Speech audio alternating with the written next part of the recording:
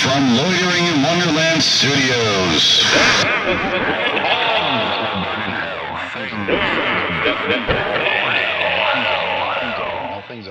With Phoenix West. Hello citizens, welcome to Things That Will Burn in Hell. I'm Phoenix West.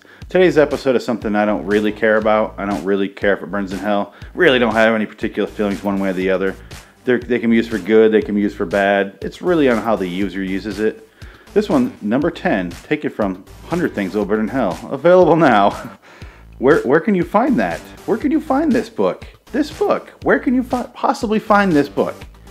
If only some sort of words would appear on the screen to let you know.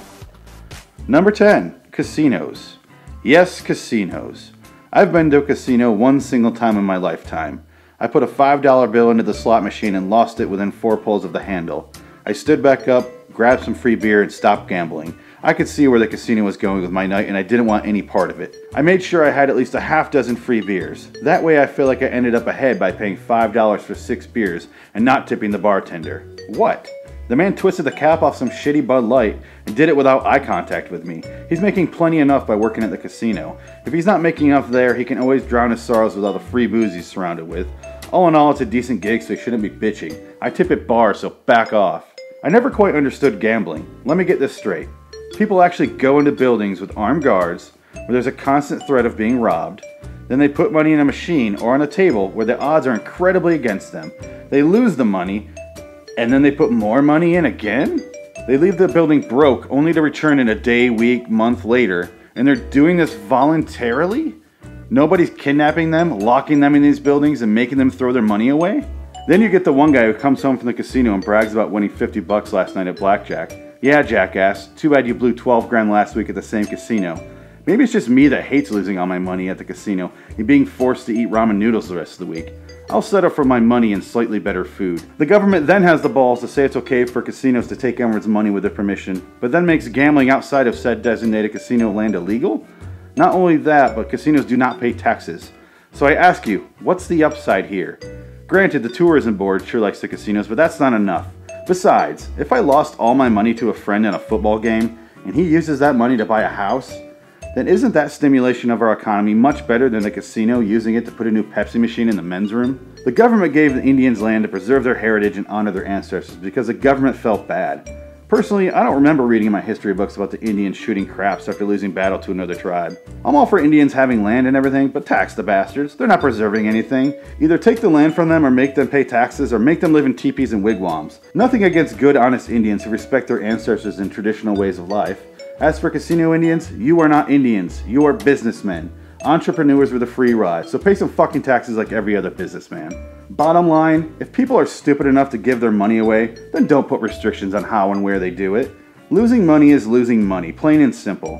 What difference does it make if my money goes to Soaring Eagle or my friend Sam? The method I use for coming up with my topics is easy. I turn on the television long enough for 2 commercial breaks.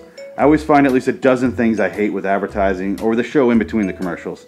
The downside, however, is that I remain bitter well into the night after writing these.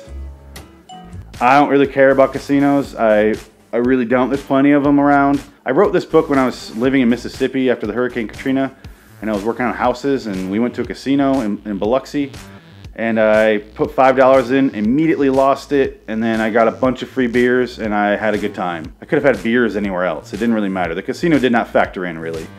However, I have since played casinos here in Arizona. They don't give out the free beers here, I notice. It makes it not as much fun.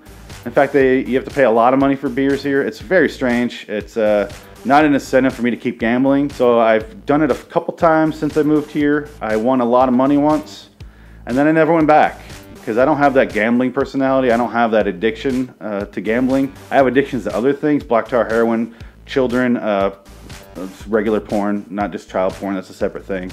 I don't have that sort of a mentality there. It's not the way my brain is wired. Bottom line, I don't give a shit about casinos. Half this stuff in here I don't really care about. Indians, obviously, give them their land. This is all a joke. I'm not racist. It's not a race thing. It's just, that's probably not what they had in mind when they gave them the land. I mean, it's their land. Do what you want with it, but I don't even know if they don't pay taxes, honestly. I have no idea. I did zero research for this book. If you're an Indian, I'm sorry. If you're not an Indian, go to any casino, put all your money there, and just walk out. Don't even play. Just throw it on the table, walk out.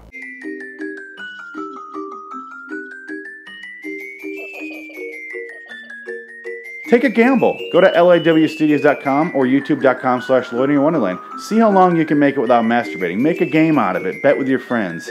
I bet you don't last long. I mean, listen, and then watch, and you're gonna pop. You're gonna pop real quick. Anyway, go to those places, and until next time, and in the meantime, I'm Phoenix West. So long, citizens.